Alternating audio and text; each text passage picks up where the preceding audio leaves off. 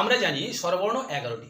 উচ্চারণের সময়ের তারতম্য অনুসারে এই 11টি স্বরবর্ণকে দুটি শ্রেণীতে ভাগ করা যায়। একটি হলো হ্রস্বস্বর আর আরেকটি হলো দীর্ঘস্বর। যেসব স্বরবর্ণ উচ্চারণ করতে কম সময় লাগে তাদেরকে বলা হয় হ্রস্বস্বর, আর যেসব স্বরবর্ণ উচ্চারণ করতে অপেক্ষাকৃত বেশি সময় লাগে তাদেরকে বলা হয় দীর্ঘস্বর।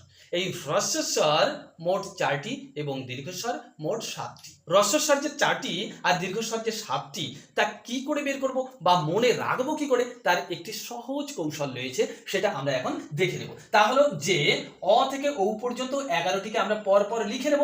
লিখে নিয়ে 1 নাম্বার, 3 নাম্বার, 5 নাম্বার, 7 নাম্বার, এই 4টি হলো হ্রস্বস্বর, অর্থাৎ 1, 3, 5, 7।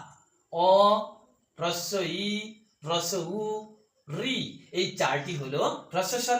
আর বাদ বাকি যে 7টি রয়েছে সেই 7টি হলো দীর্ঘস্বর।